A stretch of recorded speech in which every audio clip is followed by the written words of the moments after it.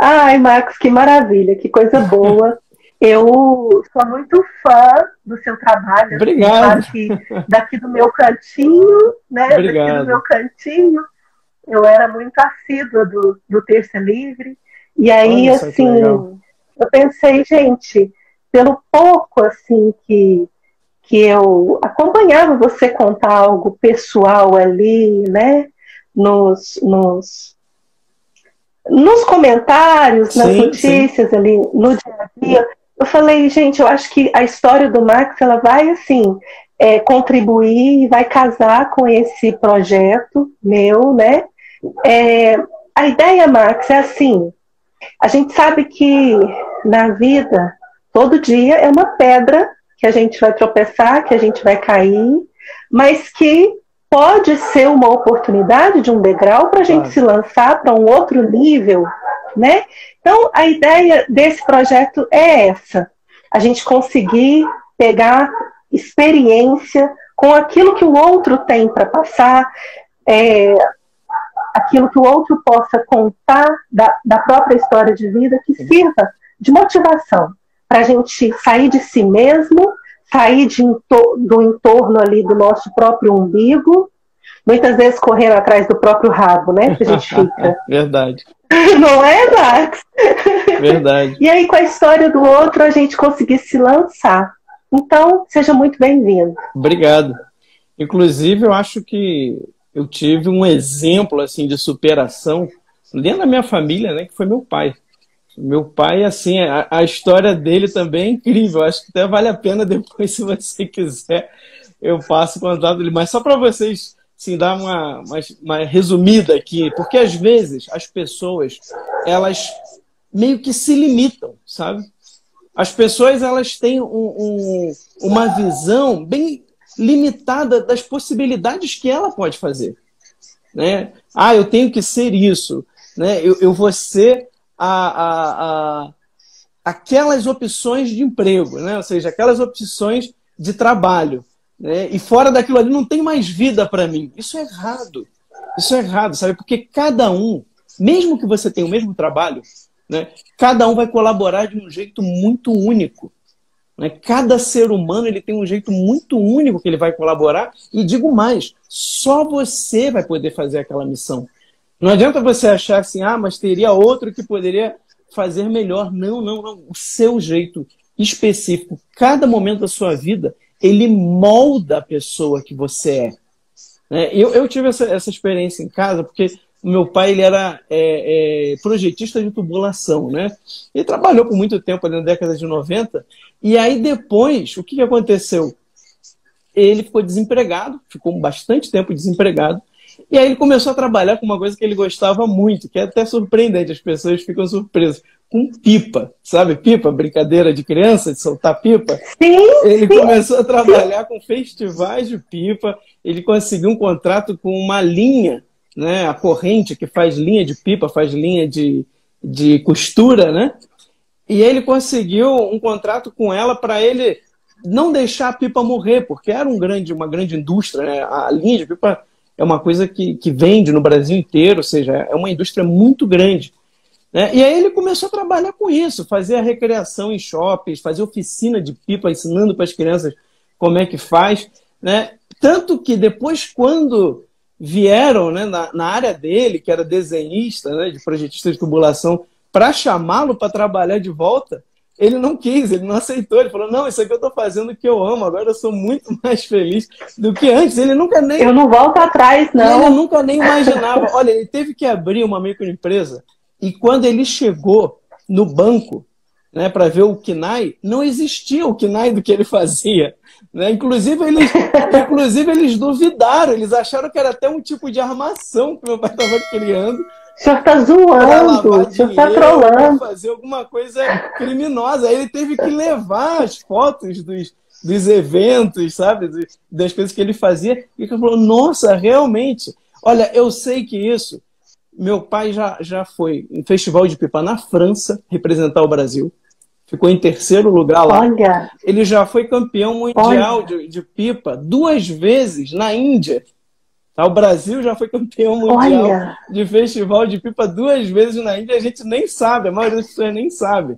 Né? Então, eu nem sabia que existia festival de pipa. Pois é, para você ver. Olha, é bem concorrido, viu? Vem gente do mundo inteiro, tem vários países. Né? Na França é de 2 em 2 anos, é o mais importante, e na Índia é de ano em ano. Né? Então, assim, meu pai, eu acho que eu tive um exemplo dentro de casa, sabe, de alguém que se superou. Né? A gente chegou a um ponto, quando meu pai ficou desempregado, que meu pai comprava um pão de manhã, porque só tinha dinheiro para um pão, dividia no meio, metade para mim, metade para minha irmã, e ele e minha mãe ficavam sem comer. Eu era criança e eu nem me dava conta, né?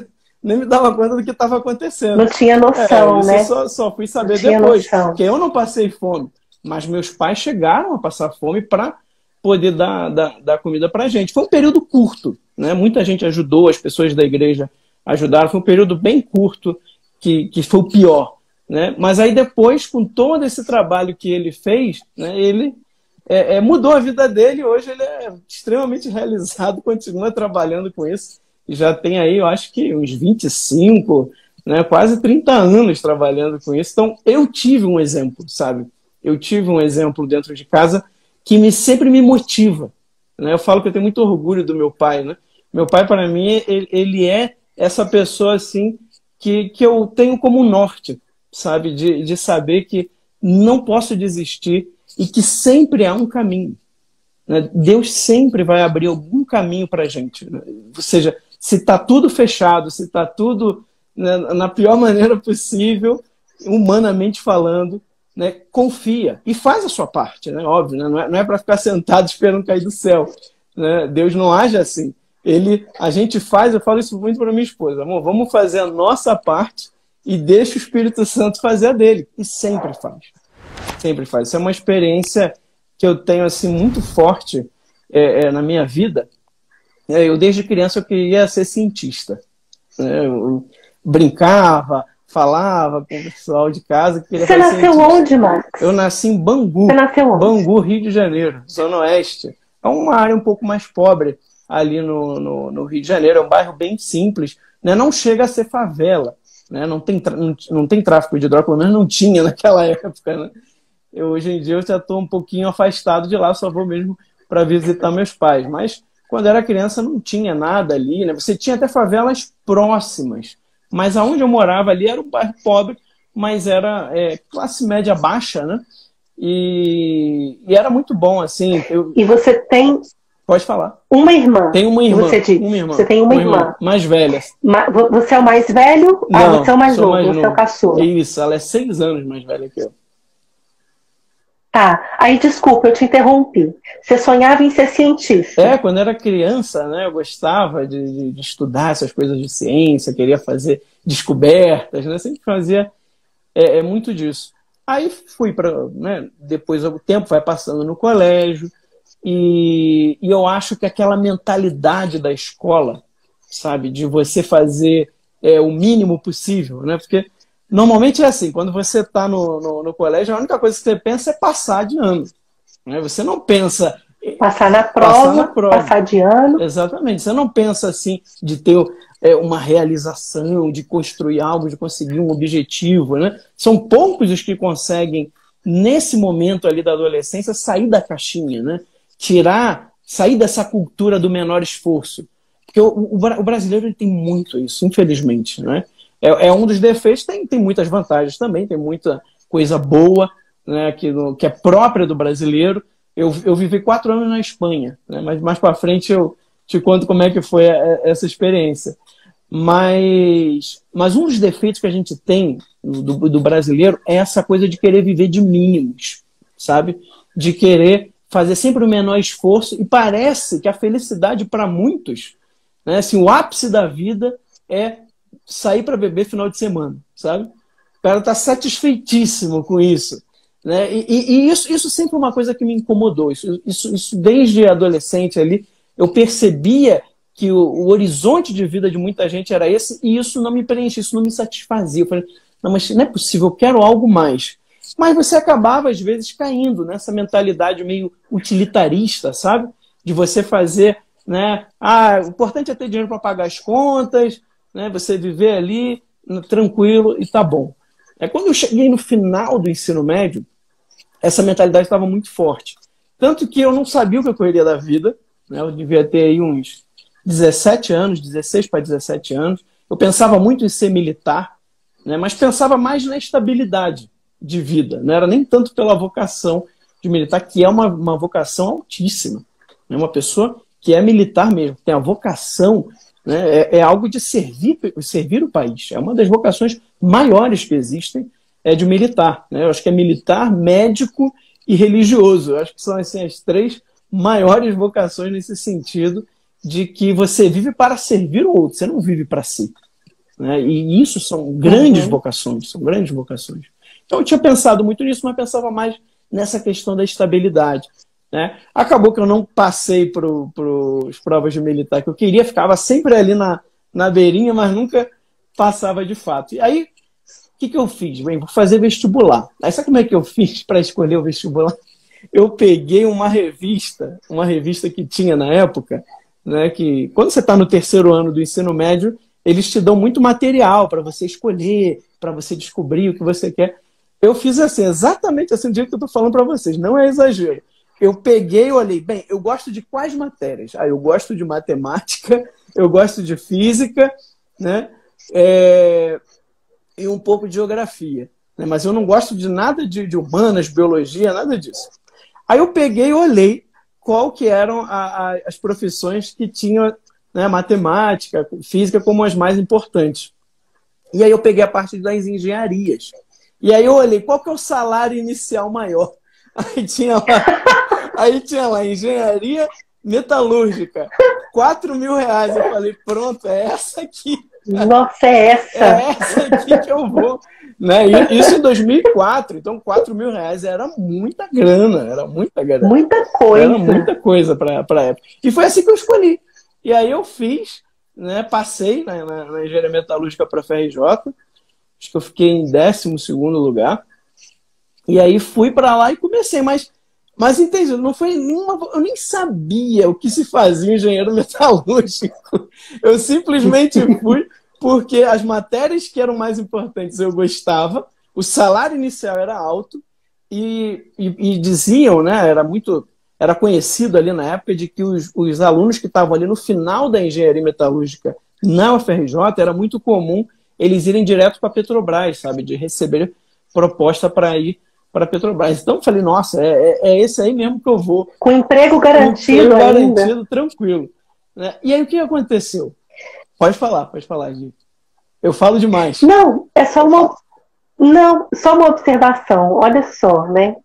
Aquele menino sonhador que queria ser um cientista, ele acabou que isso, ao invés da escola impulsionar isso dentro dele e trazer mais para fora e aflorar mais para descobrir em que área que ele queria, não, foi exatamente o contrário. E aí, escolher qualquer profissão nas coxas, na múltipla escolha ali. Sim, exatamente. Foi formado pela escola exatamente o contrário do que a escola deveria fazer. Só para passar de ano, só para passar na prova, só para passar para o próximo ano.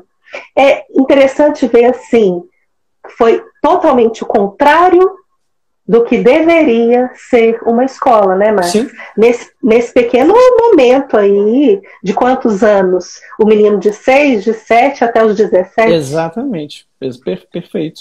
E é interessante porque assim, a minha escola ela era boa, tá? Ela sempre falava de valores, né? Trazia questões de religiosidade, mas é porque a maneira com que o sistema educacional está planejado no Brasil, ele te leva para essa visão utilitarista da vida, né? Para essa visão pragmática. Né? O importante é você ter um bom emprego, uma estabilidade e ganhar seu dinheiro, sabe? Isso é o auge da felicidade humana, sabe? É assim que você se realiza plenamente. Existe muito essa mentalidade na maneira com que o nosso sistema educacional está montado. Por exemplo, se você comparar com currículos de escolas americanas, você vai ver a importância que eles dão para a literatura. Você tem literatura todos os anos. Você vai debater Shakespeare, você vai debater Dante, né? Você vai debater uma série de autores, né, que são autores universais, que deram contribuições enormes para a humanidade, né? Então, no Brasil, isso praticamente não existe. Nem na escola, nem na faculdade. Você vai passar a faculdade e você nunca vai ter lido Dostoiévski, um texto de Shakespeare, né? Você não... Quem que é esse? Exatamente, você não vai ter lido.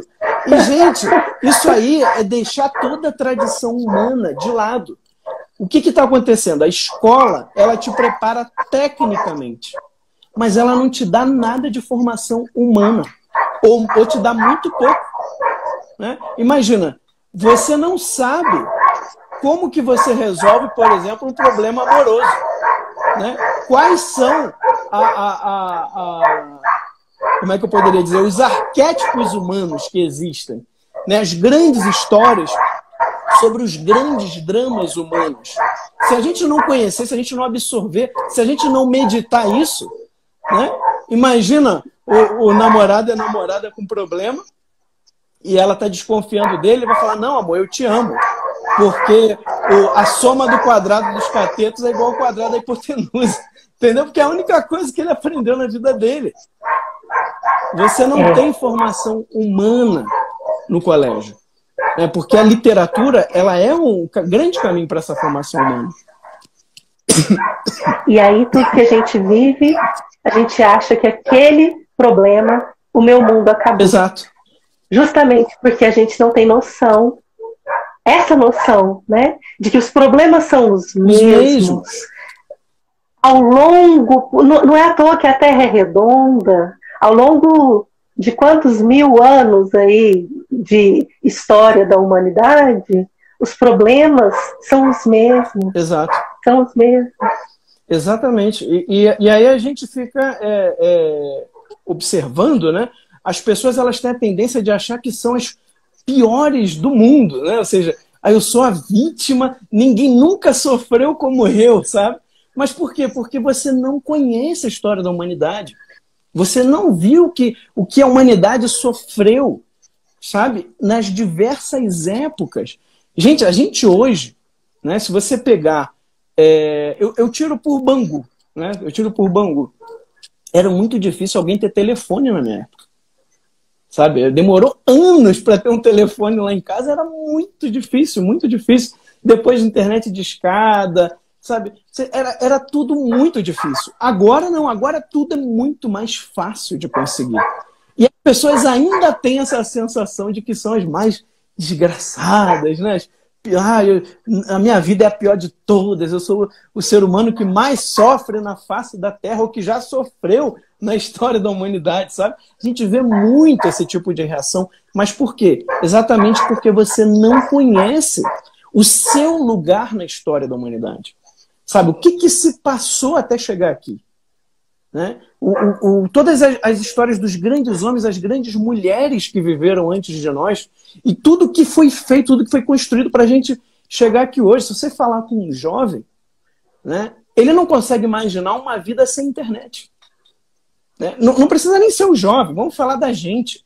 Gente, há 150 anos atrás, né, menos, vamos botar menos, há 120 anos atrás, pouquíssimas pessoas tinham energia elétrica.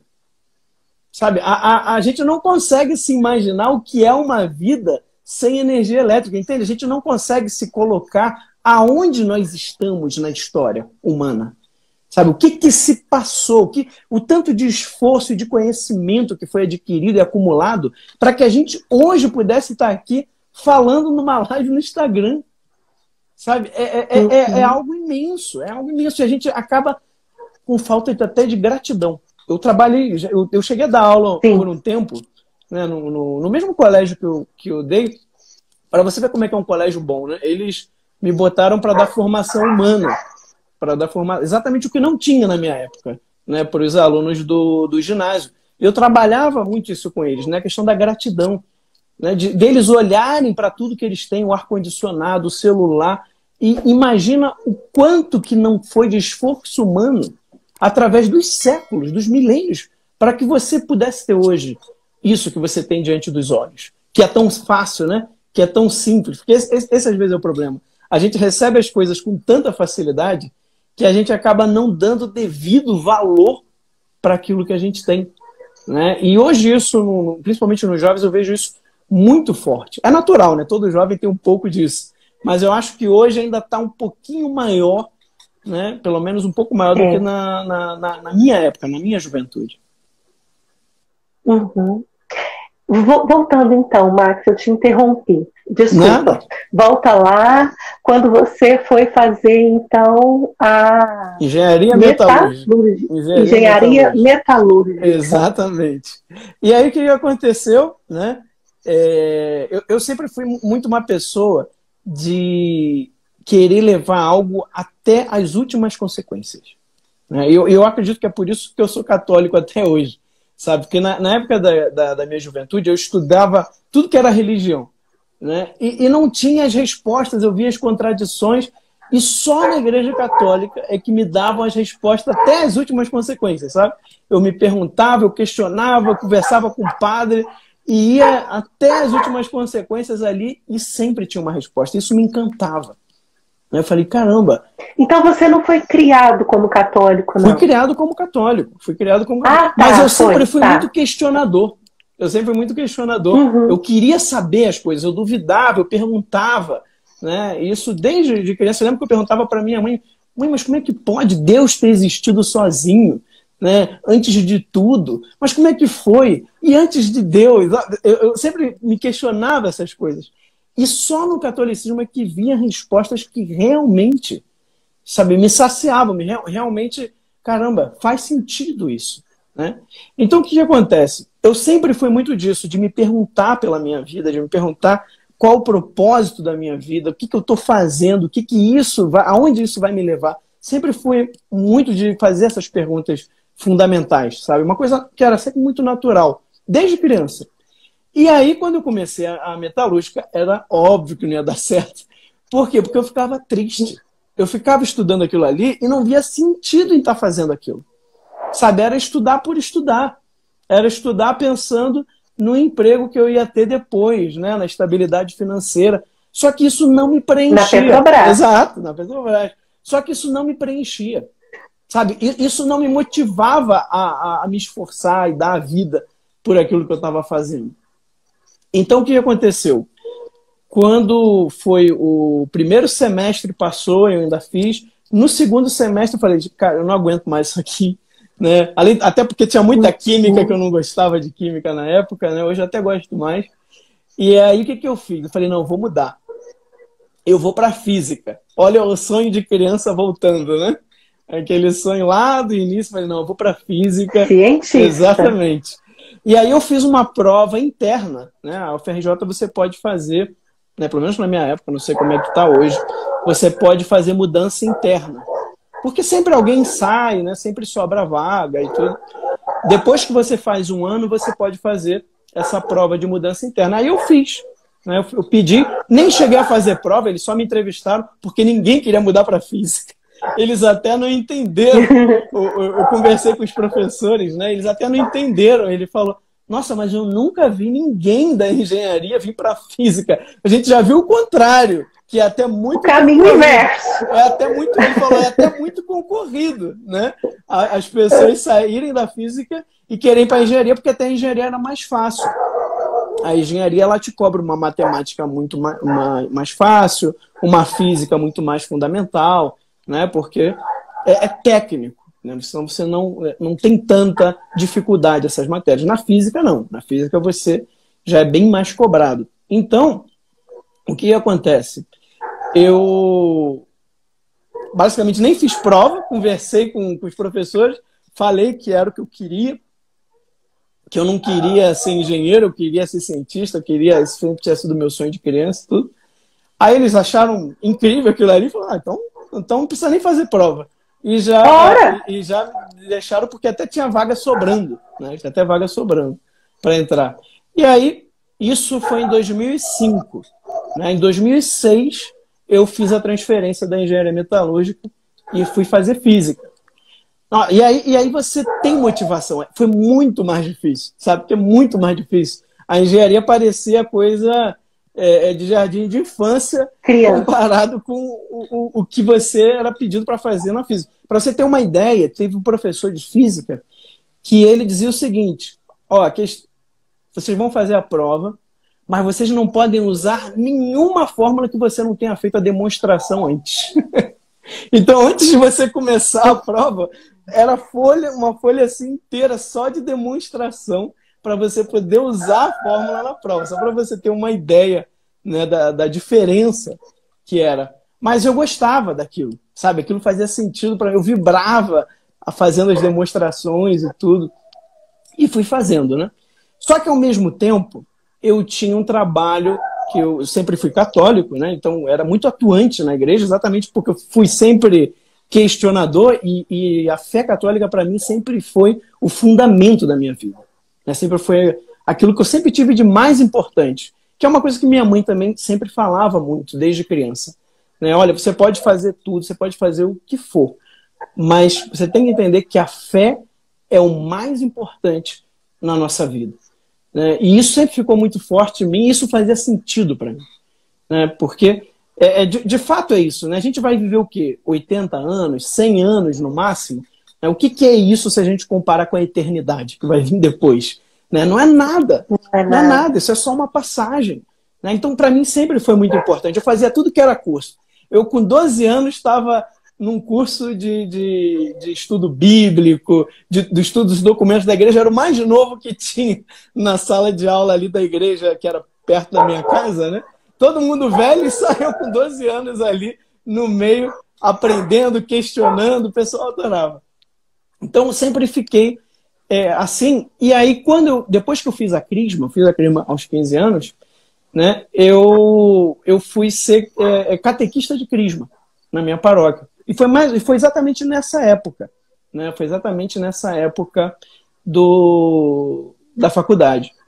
E aí eu conversava muito com o padre, porque eu fazia perguntas, fazia questionamentos, né? Eu queria conhecer mais sobre a fé, sobre a Bíblia, sobre Deus, sobre as coisas de Deus. Eu queria conhecer mais e mais e mais. E aí começou um amigo meu, né? A gente é amigo até hoje, fui padrinho de casamento deles, fui padrinho de batismo da primeira filha deles, né? Mas nessa época, esse amigo meu veio conversar comigo e ele falou assim: olha, eu acho que eu quero ser padre. Aí eu fiquei chocado, porque eu nunca tinha falado com ninguém que queria ser padre, né? E isso nunca nem tinha passado pela minha cabeça. Eu lembro que aos 12 anos eu tinha falado para minha mãe que queria estudar no seminário, mas era mais no sentido de conhecimento, sabe? Eu queria conhecer mais. Então, poxa, no seminário é onde eu vou aprender mais sobre isso. Aprofundar, né? Exatamente. E aí o que acontece? Eu falei: nossa, que incrível! Eu falei: não, você tem que fazer o grupo de discernimento vocacional e tudo. E aí eu falei para ele, ele estava com muita vergonha, porque ele namorava, né? A namorada dele é a esposa dele hoje, né? É a esposa dele hoje. Somos muito amigos. E aí ele falou: não, mas eu tô com muita vergonha, porque eu já namoro um tempo, eu não sei o que fazer. Então eu falei: vamos fazer o seguinte, eu vou com você lá no primeiro dia, né? Do discernimento vocacional. E aí a gente foi. E eu, tava maravilhado, eu nunca tinha ido no seminário, eu nunca tinha conhecido como era, né, a vida de seminarista, como que era o estudo e tal. E aí teve as palestras, eu achei incrível, né, se estudava filosofia, teologia, e aí depois eles conversam com as pessoas novas, né, que chegam nesse discernimento vocacional. E aí o padre veio conversar comigo e eu falei: nossa, eu acho incrível, eu sempre quis entrar num seminário para estudar, para saber. E aí ele falou: então por que você não faz o discernimento vocacional, né? E aí eu fiz. E aí eu continuei indo com esse meu amigo, né? Eu entrei no seminário e ele não. Ele já discerniu de cara que não era isso. Eu entrei no seminário. Engraçado que o padre que me falou, né, para eu fazer, eu falava para ele: padre, mas eu não sinto esse chamado de ser padre, né, esse chamado mais específico. Aí ele falou: faz o seguinte, você entra, né, com toda a liberdade. No momento que você achar que não é isso, você sai. Né, eu falei: tá bom, então, né, gostei dessa ideia. E aí eu lembro que nessa época eu tinha conseguido uma iniciação científica lá na FRJ. Né? Eu ia estudar, era a colisão de prótons.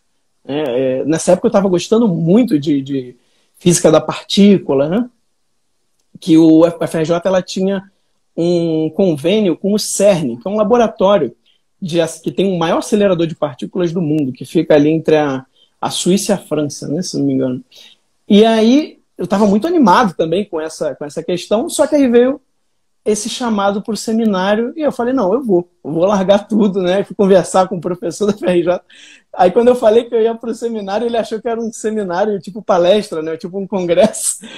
Tipo um congresso. Tá bom, meu filho, aí depois você voltar, a gente vai. Exatamente. Exatamente. Aí quando eu expliquei para ele, ele ficou assim, sem palavras. Ele ficou chocado, sabe? E aí, enlouqueceu. E aí ele falou, não, mas pelo menos leva o livro para você ler. Eu falei, mas eu não vou voltar mais aqui. Se eu levar o livro, vai ter que ficar para mim. Aí ele, não, então fica com o livro. Eu fiquei com o livro.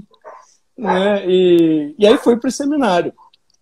Aí passei... Mas você chegou a concluir? Cheguei a concluir.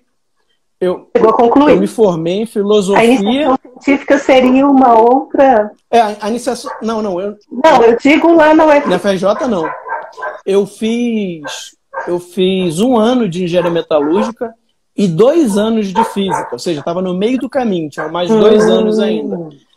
Mas aí eu tranquei a faculdade, eu saí no meio, né, e não terminei, né, a física, eu não me formei em física, né? Larguei mesmo tudo e fui pro seminário. E aí? Aí eu fiz... No seminário. Aí no seminário teve uma outra grande descoberta na minha vida, que foi a filosofia. Né, que é uma das grandes paixões da minha vida até hoje, sabe? Porque, nossa, eu achava incrível que houvessem pessoas que se perguntavam sobre as causas do mundo. Sabe, de por que o mundo é desse jeito e não é de outro. Eu ficava impressionado que existia isso, que existia uma história da humanidade que pensaram sobre isso. Né, que é uma coisa que não era passado no colégio. Em nenhum momento, né, você ouvia falar de filósofos, você ouvia falar de Sócrates, de Platão, né, mas era aquela coisa muito básica, aquelas frases soltas. Né, e aí quando você aprende a história dessas pessoas, você fala, caramba, eles se dedicaram para aprender a verdade, né? Para descobrir a verdade, para ir até as últimas consequências, até o limite da razão humana. Sabe? E isso me apaixonou de uma maneira, porque foi meio que uma resposta para todos os meus questionamentos que eu tinha até então. Sabe? E que eu nunca achei que haveria uma tradição sobre isso. Né? Então a filosofia sempre me impactou muito. Sempre tive muito prazer de estudar filosofia e de ensinar também. Sempre me encontrei. Eu nunca tive dúvida na minha vocação em relação à formação. Né? A vocação de padre eu nunca tive certeza. Né? Mas a de filosofia, de teologia, do estudo e do ensino, isso sempre foi muito forte. Eu sempre me senti muito realizado. Né? Que era uma sensação que eu não sentia em lugar nenhum. Eu nunca tinha sentido isso, eu só sentia isso realmente no ensino, no estudo e no ensino da filosofia e da teologia. A teologia eu fui para a Espanha, né? A teologia eu me formei na Universidade de Navarra, fiz 4 anos de teologia lá, depois que eu fiz os 3 anos de filosofia na PUC. Né? As pessoas podem não saber, mas para ser padre tem que estudar no mínimo 8 anos. Né? Então são 2 faculdades, não é mole não. Não é moleza, não. Tem que estudar bastante.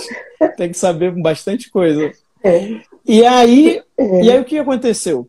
Depois que eu terminei o seminário, continuei ainda na vida religiosa por um tempo, cheguei a fazer uma experiência no mosteiro, né? Porque quando eu queria sair da vida religiosa, eu conversei com os superiores, conversei até com o bispo Dom Orani. Dom Orani sempre foi um pai assim, para todo mundo lá no Rio. E aí eles falaram, né? Por que você não faz... por que você não vai para um mosteiro para meditar? Né? Eu achei incrível, porque eu nunca tinha ido no mosteiro, né? E eu sempre tinha ouvido falar do mosteiro trapista, para você ter uma ideia, eles vivem em silêncio. Né? Eu passei 100 dias lá. Né? Ninguém, Meu Deus. Pois é, ninguém come carne, né? Eles não comem carne. É um estilo de vida milenar. Né? É um estilo de vida que vem lá dos padres do deserto, ou seja, são basicamente aí 2000 anos de tradição espiritual que eles são herdeiros disso. Então você fica em silêncio, né, o tempo todo, você só pode falar na hora do trabalho, e tem que ser coisa relacionada ao trabalho, né? Não é para conversa fora, não. Né? Você está precisando pegar uma coisa, você não está achando, aí você pode conversar, né? Pedir, você sabe onde é que está, mas mesmo assim é tudo muito, poucas palavras, o menos possível. Então você vive essa vida de silêncio lá, você vai dormir umas 7h30 da noite, 8 horas da noite, e acordar 2h30 da manhã. Né? Você acorda 2h30 da manhã todos os dias. Literalmente com as galinhas. Exatamente. 3 horas da manhã tem a primeira oração, tem que estar todo mundo lá na capela rezando, e sempre teve todo mundo lá.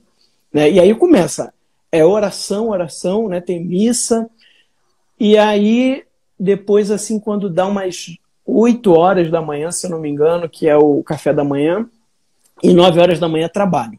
Né? Eles seguem a regra de São Bento, que é ora e labora, ora e labora. E é exatamente isso. Isso aí resume muito bem a vida do monge, gente.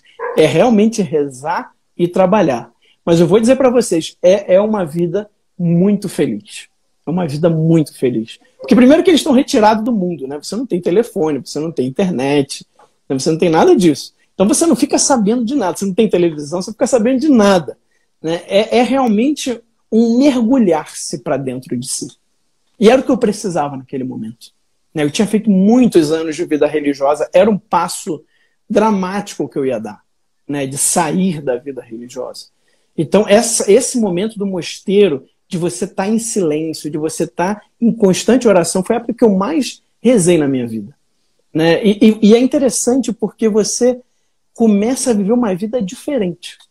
Sabe? Quando você cresce na sua espiritualidade, a sua visão de mundo muda, sabe? Você muda completamente a visão que você tem do mundo, a visão que você tem de você, você começa a descobrir coisas que você tem dentro de você que você nunca imaginou. Sabe, quando você trabalhava muito no mosteiro, né? Tinha que varrer o mosteiro, era imenso, imagina, você tinha que varrer um mosteiro, assim. E aí eu lembro que eu ficava com muita raiva de estar varrendo aquilo ali, ficava cansado e tudo. Só que você começa a meditar. Gente, é uma experiência única. É uma experiência única. Sabe? Eu agradeço muito a Deus por ter me passado por eu ter passado por aquela experiência, porque foi algo que me mudou. Né? E você começa a meditar, mas calma aí, por que eu estou com raiva? Né? Essa raiva vem da onde? Porque não veio nada de fora e entrou em mim, sabe?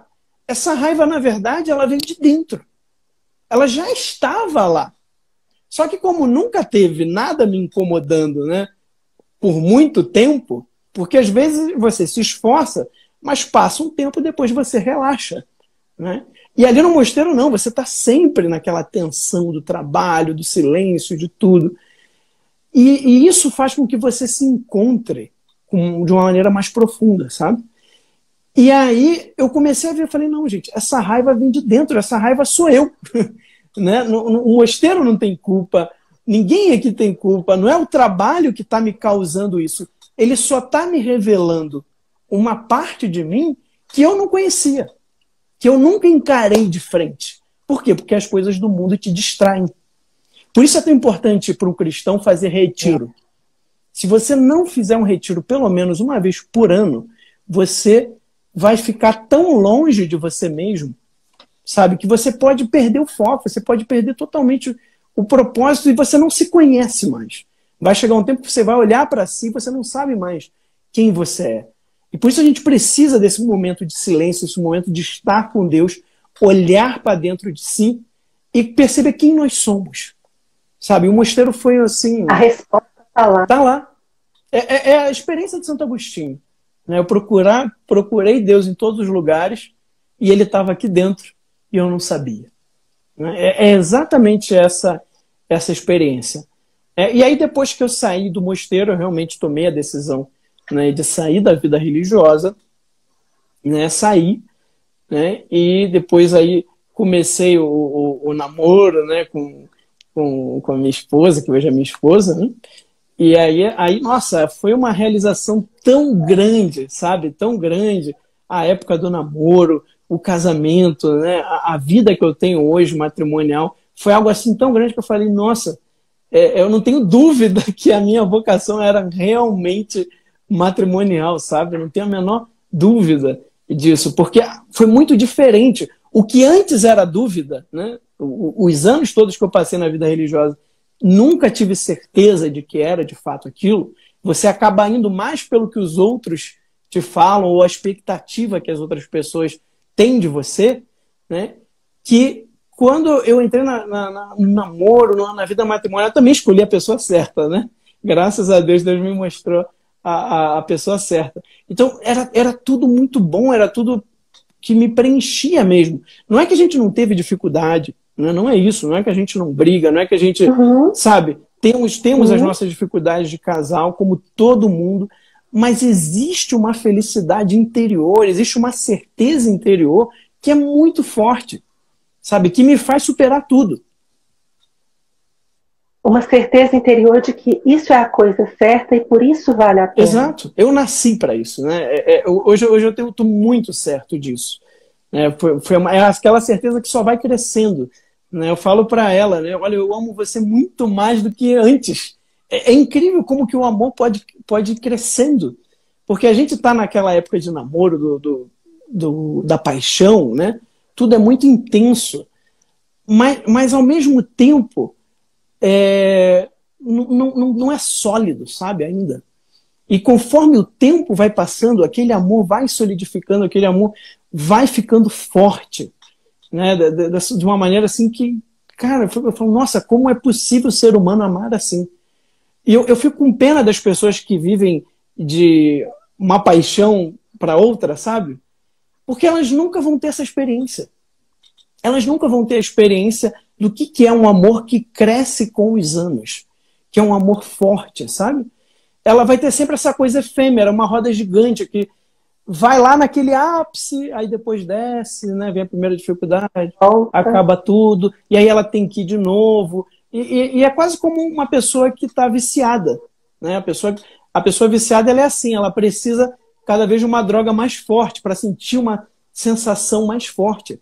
E o amor verdadeiro não é um sentimento, sabe? Você pode estar triste, você pode estar com raiva, sabe?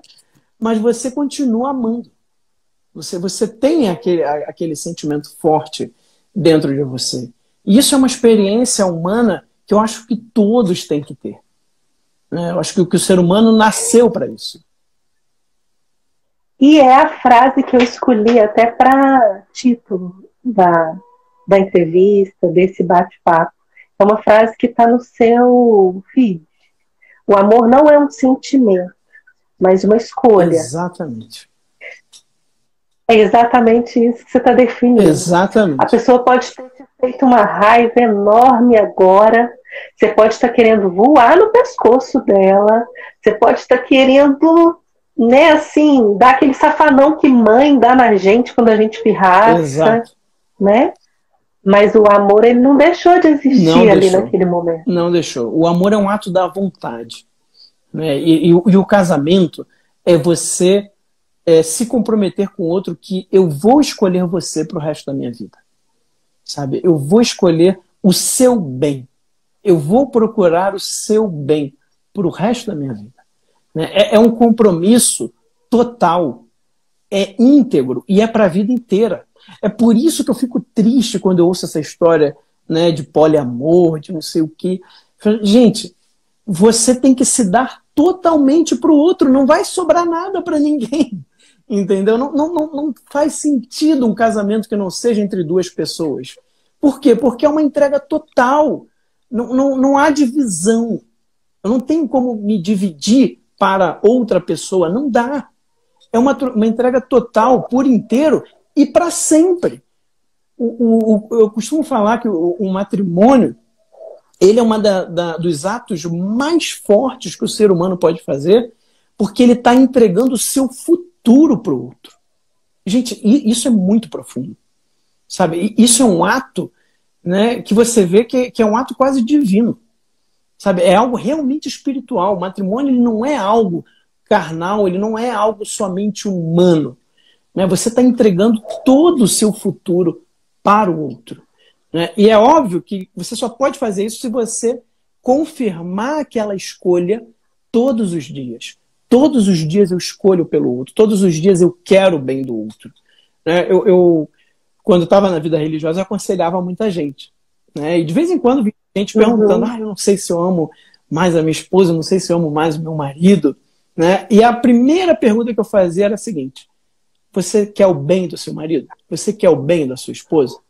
Não, claro que eu quero. Então você ama. Porque amar é isso, é querer o bem do outro, sabe?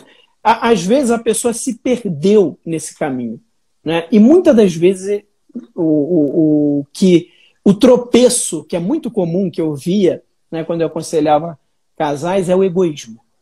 A pessoa vai se permitindo certos atos de egoísmo, que começam sempre bem pequenininhos, né? Começam sempre bem pequenininhos. A gente nem percebe. E depois vai aumentando, aumentando, aumentando, aumentando. E daqui a pouco o outro passou a ser um detalhe na sua vida, né? Os melhores momentos você não divide mais. Eu lembro que na época do namoro eu falava muito isso com a minha esposa, né? Porque uma das coisas que sempre eu via que ia dar muito certo a gente, porque a gente era amigo um do outro, sabe? A gente gostava das mesmas coisas, até hoje, né? Então a gente fazia tudo junto, a gente se divertia junto, né? E até hoje é assim, né? Eu não consigo pensar em me divertir, em fazer algo que eu gosto, sem fazer com ela mais, sabe? Eu preciso estar junto, porque senão não é mais a mesma coisa. Não, parece que falta algo, sabe? E quando, porventura, a gente faz, a primeira coisa que a gente pensa, nossa, quando eu chegar eu tenho que contar. Exatamente, não é assim? Exatamente. Quando eu saí da vida religiosa, foi um momento muito difícil para mim profissionalmente, né? Porque eu estava com um diploma de filosofia, muito difícil você conseguir dar aula de filosofia, né? Que nem era licenciatura, então é mais difícil ainda, eu tinha que fazer um complemento. Eu estava com um diploma de teologia da Espanha, que aí você pode pensar, poxa, mas é da Espanha. Só que sabe qual é o problema? Pelas leis do Brasil, esse diploma não vale nada. Esse diploma não vale nada no Brasil. Eu teria que fazer um reconhecimento, teria que gastar uma grana boa, passar um tempo para conseguir reconhecer aquele diploma. Então foi realmente assim, uma situação que eu estava sem visão de futuro nenhuma. Sem visão de futuro nenhuma. Estava dando aula naquele colégio lá, que foi o mesmo colégio onde eu estudei, né, que são pessoas muito boas. E aí eles falaram, não, vamos dar essa formação humana, é uma coisa que a gente sempre quis fazer aqui, né? E aí eu dava essa formação humana, essa aula de filosofia lá, para 2 turmas de ginásio. Eu acho que nem fala mais ginásio hoje, né? Fala ensino fundamental 2, se eu não me engano. Era fundamental 2, era isso mesmo. Era para o 6º e 9º ano que eu dava que eu dava aula, né? Mas eu ganhava muito pouquinho, sabe? Não dava nem para me sustentar. Eu tinha que continuar morando aqui na casa dos meus pais. E dava aula particular. Eu sempre dei aula particular, né? Já de muitos anos. De várias matérias, matemática, física, química, dava aula particular de tudo. Então, estava dando aula particular e vendo disso. E aí o Alan, né? O Alan dos Santos, jornalista, a gente entrou no seminário juntos, mas ele saiu antes de mim. Ele saiu do seminário antes de mim. E aí ele conversando comigo, ele falou assim, não, cara, você tem um potencial enorme, pô, te conheço. Vou fazer o seguinte, vem trabalhar comigo, de jornalista. Eu falei, de jornalista? Aí ele falou, vem trabalhar comigo, vem trabalhar no Terça Livre. E aí eu fui, né? A gente já tinha um desejo muito grande, eu e minha esposa, na época, né? A gente namorava, já estávamos noivos nessa época. Eu tinha um desejo muito grande de sair do Rio de Janeiro, né? A gente queria muito sair do Rio de Janeiro. E aí, quando o Alan falou, você viria para Brasília? Porque tem que trabalhar aqui. Aí eu falei, cara, se você falar, eu vou amanhã. E aí não precisa nem falar 2 vezes. E aí eu conversei com ela, né? Porque era uma decisão que a gente tinha que tomar juntos, porque Eu não sabia quanto tempo eu ia ficar em Brasília sozinho, até ter o dinheiro para a gente casar. Ela aceitou, e aí eu vim para Brasília. Isso em outubro de 2019. Estou aqui até hoje. E aí o trabalho no Terça Livre foi maravilhoso. Gostei muito de trabalhar com jornalismo, aprendi muito. Uma coisa que até hoje ainda quando eu olho as notícias, eu falei, não estou aguentando, tem que comentar, vou ter que postar no meu Telegram, comentar, porque você, sabe, você quer participar do debate. O jornalismo é algo também que foi uma experiência muito boa. Eu acho que eu fiquei com essa veia jornalística até hoje. O bichinho te picou. Pois é, e eu gosto disso. E aí, depois veio a história que vocês já sabem, né? Outubro de 2021,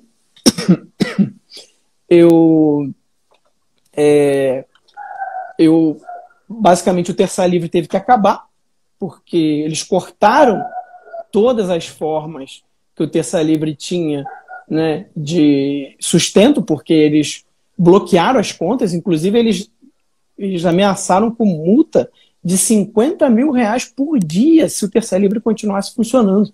Mesmo se você transmitisse os programas em outro lugar, que era o artigo 220, né, que a gente cedeu os direitos para o artigo 220, que é uma empresa com sede nos Estados Unidos. Mas mesmo assim eles mandaram essa multa para o Terça Livre. Isso chegou na empresa.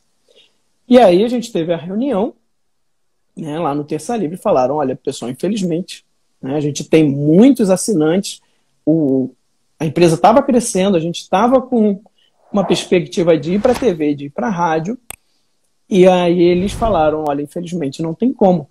A gente não tem como pagar o salário de vocês desse mês. Isso era 22 de outubro, se eu não me engano.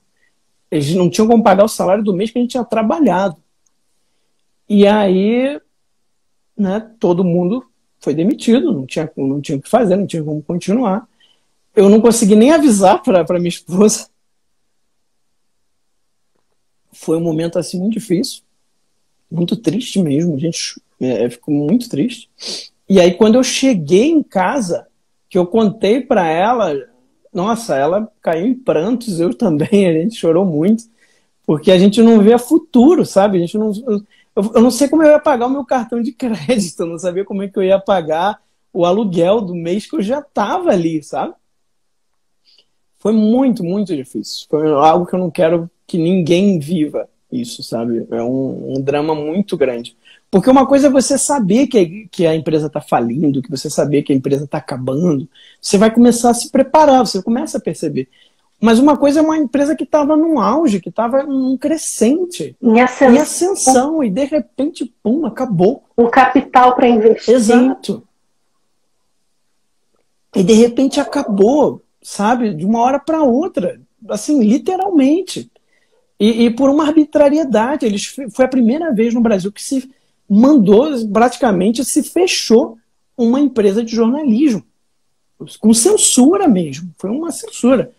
Então foi um choque, assim, eu não sabia o que fazer nos primeiros dias, sabe? Ficava muito aflito, de vez em quando eu e minha esposa, a gente acabava chorando de novo, porque a gente via, não sabia o que fazer. E aí foi quando me falaram, olha, cria um canal no YouTube, você tem conteúdo. Ah, tá. Então até então você não tinha. Eu imaginava que você tinha esse canal seu, particular. Não tinha. Eu tinha até uma conta no Instagram, eu tinha planos de fazer um canal, mas só que o trabalho do Terça Livre era muito intenso. Né? Eu falei, eu não vou conseguir dar atenção para um canal do YouTube e fazer o trabalho que eu fazia no Terça. Né? Apresentava 2 programas diários, né? Editava a revista online, que era uma edição semanal, editava o portal online, né? O diário. O diário, uhum. Até que o diário nem era tanto, era uma outra equipe que fazia. Mas a parte do portal... Eram quantas pessoas? Eram mais ou menos 50 funcionários. 50 funcionários. E foi assim, um baque. As pessoas choravam no dia que a gente... que foi avisado que não ia ter como continuar e que tinha que acabar o Terça. As pessoas falando que trabalhavam de graça, sabe? Mas eles falaram, gente, a gente não pode continuar trabalhando. Eles proibiram a gente de continuar trabalhando. Senão eles vão... Porque mesmo que todo mundo continue trabalhando de graça, vai ter multa. Vai ter multa, exatamente. E aí foi quando eu resolvi fazer o canal, pedir ajuda das pessoas, e eu vou dizer para você, deu o que a gente precisava para sobreviver.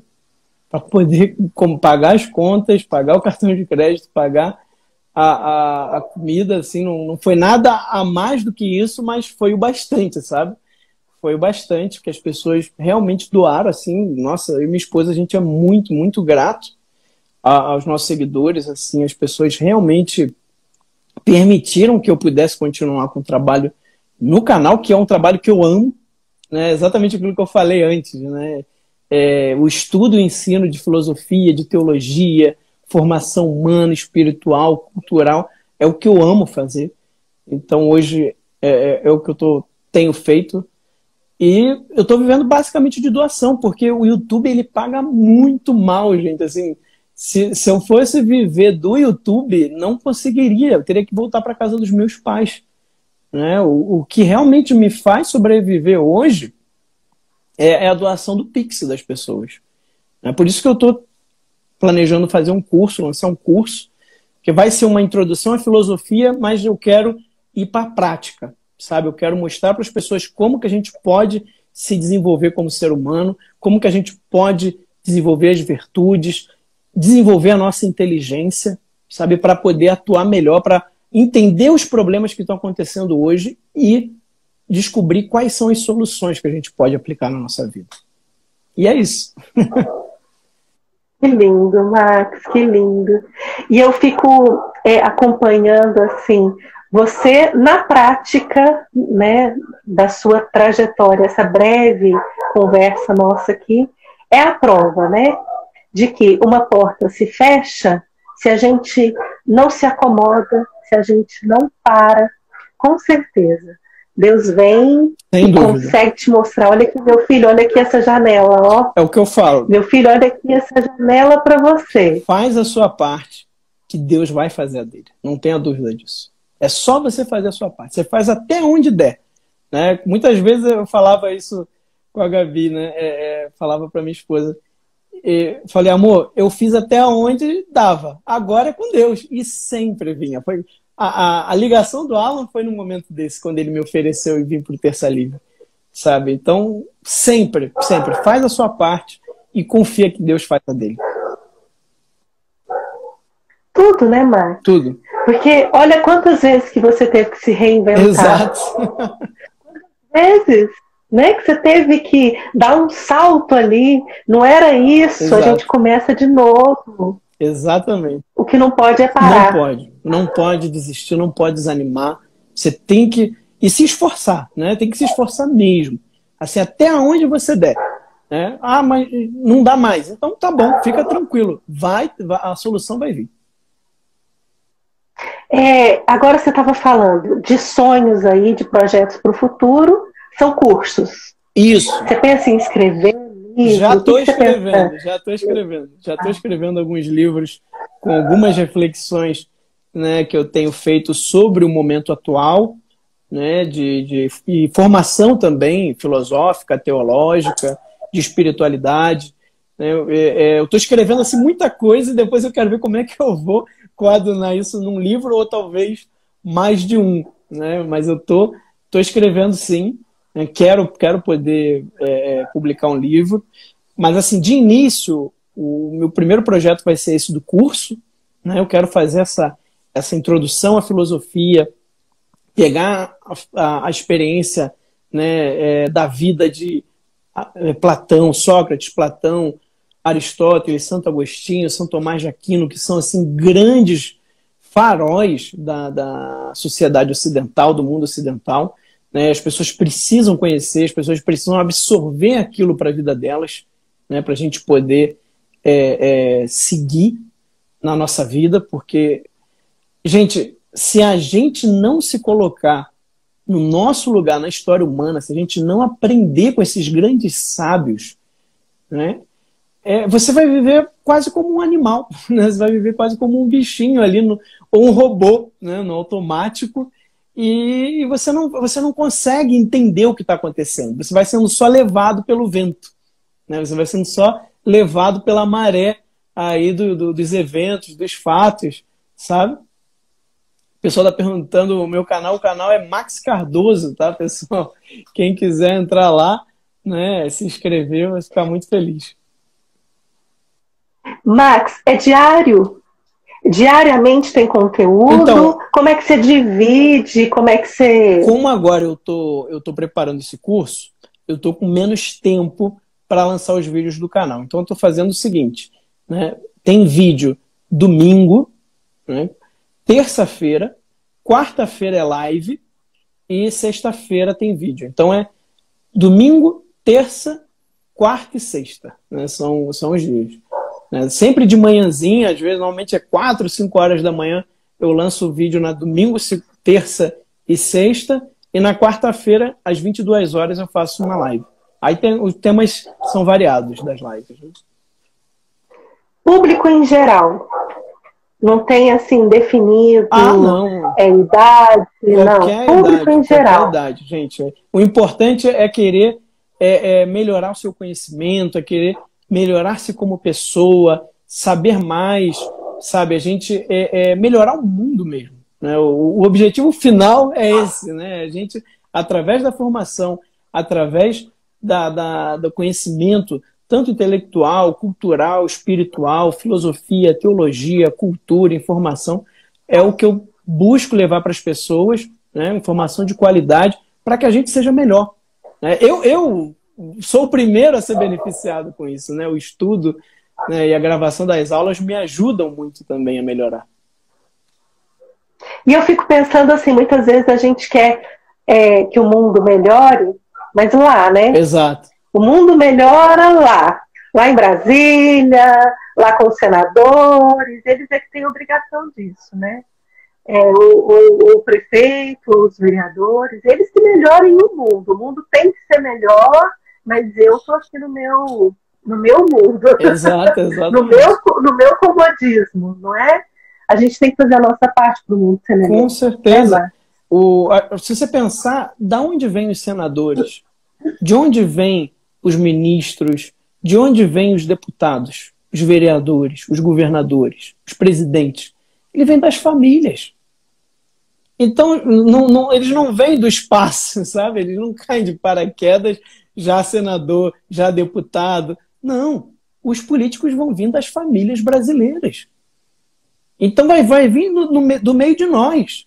Os futuros, né, políticos são as crianças de hoje. Então, se você não se melhorar, se você não busca melhorar a sua família, se você não busca ajudar a melhorar aqueles que estão na sua volta, o país nunca vai melhorar. Não adianta você querer colocar um problema no outro, lá numa instituição, porque é muito genérico, né? É muito fácil falar, o problema são os políticos. A gente, os políticos vêm da onde? É uma raça alienígena? Né? Não é algo que vem das famílias. Então a gente precisa melhorar a nós e as nossas famílias. Se todo mundo tiver isso bem colocado na sua mente e botar isso como seu objetivo de vida, a gente vai ter um país melhor necessariamente. Pode ser que leve 20, 30, 40 anos, mas virá. Com toda certeza. Max, muito obrigada. Nada, Gi, foi um prazer. Muito obrigada. Não tenho nem assim palavras para dizer o tanto que conversar com você parece que preenche a gente. Bom, é muita informação boa, muita vontade de ser melhor mesmo. Parece que você contagia a gente com essa vontade de querer ser melhor. Que bom, graças a Deus. Você quer deixar mais algum recado? Só isso, né? Quem puder entrar lá no canal Max Cardoso no YouTube, eu também tenho um canal no Telegram, né? Max Cardoso BR. Eu sempre vou avisar quando saem os vídeos, eu sempre aviso lá no canal do Telegram. Também tenho um Twitter. Não uso tanto o Twitter, mas todo dia eu faço sempre alguma postagem, né? Max Cardoso BR também. E fiquem atentos aí no meu canal do Telegram, que é o Max Cardoso BR, e no canal do YouTube, que eu vou estar trazendo aí esse curso, né, daqui a pouquinho, que é um curso basicamente isso, é para a gente se melhorar. Eu quero explicar para as pessoas, através desses grandes sábios da humanidade, né, como que o ser humano funciona, que é uma coisa que não é falada, né? A gente tem estruturas dentro de nós que a gente precisa conhecer, entender como elas funcionam e como que elas devem funcionar melhor, o que a gente tem que fazer para que essas estruturas funcionem melhor. E aí eu vou mostrar esse caminho nesse curso, né? Para que e isso tem um efeito, que é libertar a sua inteligência. Quando você liberta a sua inteligência, você vai ficar imune. Gente, isso eu garanto. Se as pessoas seguirem lá as dicas que eu vou dar nesse curso, né, estudarem, se esforçarem, você vai ficar imune a todo tipo de ideologia, você fica imune a todo tipo de propaganda dessas que existem hoje, sabe? E você vai conseguir enxergar as coisas, você vai ter a visão de mundo mais clara. Muita coisa que hoje pode estar meio nebulosa, com esse estudo, com essa formação, eu tenho certeza que vai clarear muito, porque basicamente eu vou estar trazendo a minha experiência de vida que eu falei aqui para as pessoas. Eu comecei a estudar isso assim, de maneira mais sistemática. Eu já estudava antes de maneira curiosa, né? Mas de maneira mais sistemática em 2007. Então já são aí basicamente 15 anos de estudo acumulado e eu acho que já tem muita coisa boa que eu quero trazer para as pessoas. Maravilha, Max. Maravilha.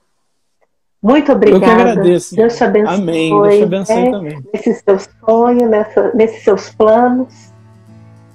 Que ele estando na frente, tudo vai dar certo. Amém. Amém. Muito obrigado, Gi. Obrigado mesmo pelo convite. Abraço. Com Deus. Um abraço, Gi. Fica com Deus. Deus abençoe. Tchau, tchau.